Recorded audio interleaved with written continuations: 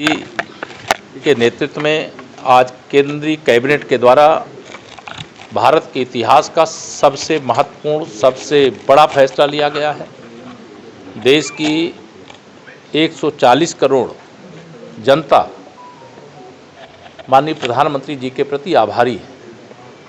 कांग्रेस ने 60 साल तक देश में शासन किया, जाति जनगणना नहीं कराई।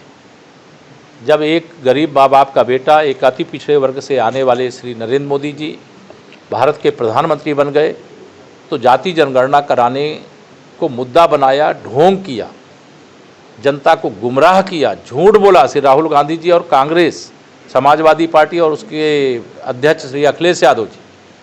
लेकिन आज केंद्रीय कैबिनेट ने जो जनगणना होने जा रही है उसमें जाति जनगणना का ऐलान किया है।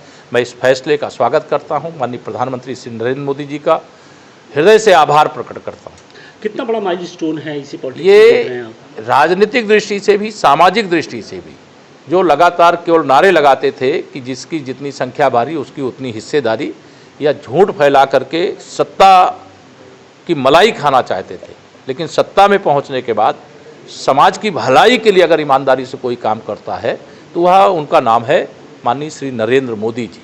वो वाराणसी के सांसद, मैं वाराणसी से आज आपके साथ बात कर रहा हूँ और मैं प्रधानमंत्री जी का कितना आभार प्रकट करूँ, मेरे पास शब्द नहीं है। देश गदगद है, देश खुशी से झूम रहा है और श्री राहुल गांधी जी हों चाहे श्री अखिलेश यादव जी हों, उनके ढोंग पर, उनके झूठ पर ये करारी चोट पड़ी है, करारा तमाचा लगा है। उनको लगा था कि वो ऐसी मांग करेंगे जो भाजपा नहीं, भाजपा ही हर वह काम करेगी जो इस देश की ज़रूरत है, इस देश की 140 करोड़ जनता की ज़रूरत है।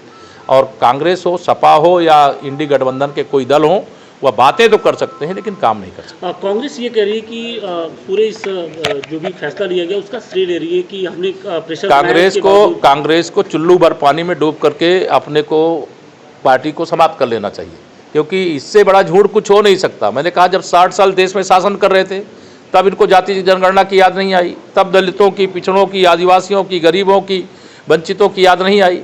जब इनके हाथ से सत्ता चली गई तब इनको सब कुछ याद आ गया। इसलिए याद आ गया कि माननीय नरेंद्र मोदी जी देश के प्रधानमंत्री की कुर्सी पर बैठे हुए हैं।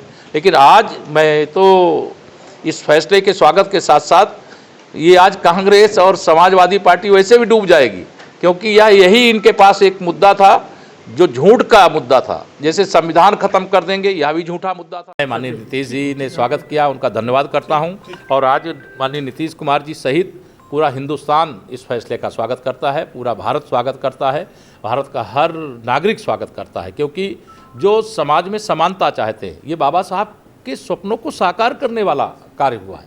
क्योंकि जब तक यह जनगणना नहीं होगी तब तक जिनकी जो हिस्सेदारी, जिनकी जो संख्या है उसका पता नहीं चलेगा और उनको वो अधिकार और सम्मान नहीं मिलेगा। आज वह दिशा में बहुत बड़ा कदम है, मैं बहुत खुश हूँ। तो लगता है सर स्वतंत्र भारत में एक ऐतिहासिक, एक मील का पत्थर साबित होने वाला निर्णय साबित होगा। निश्चित तौर से भारत के इतिहास का, मैंने कहा कि सबसे बड़े फैसले जो हुए हैं उसमें से यह भी एक बहुत बड़ा फैसला है। बड़े बड़े फैसले हुए हैं, बड़े बड़े फैसले होंगे, लेकिन यह मैं कह सकता हूँ कि स्वतंत्र भारत के जो इतिहास का सबसे ऐतिहासिक फैसला है। आज बहुत बड़ी खुशी का दिन है।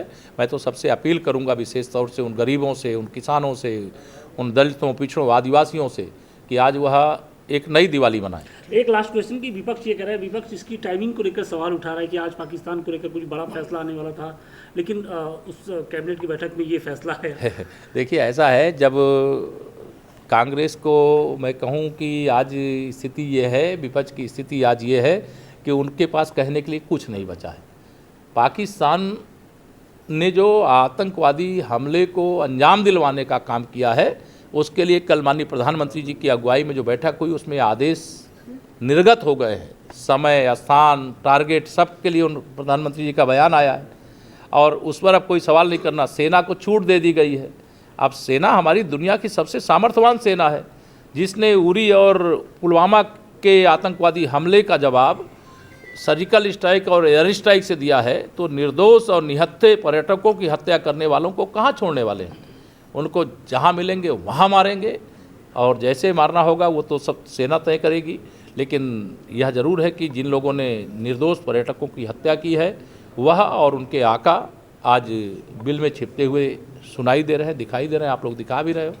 लेकिन कांग्रेस का कुछ भी सवाल आज वो उनके पास कहने के लिए कुछ नहीं बचा है, इसलिए इस प्रकार की बात कर रहे थैंक यू। हैं। धन्यवाद। यह भी झूठा मुद्दा था, लेकिन आज माननीय प्रधानमंत्री श्री नरेंद्र मोदी जी के नेतृत्व में संविधान का सम्मान हो रहा है, बाबा साहब का सम्मान हो रहा है, बाबा साहब के लिए समर्पण है।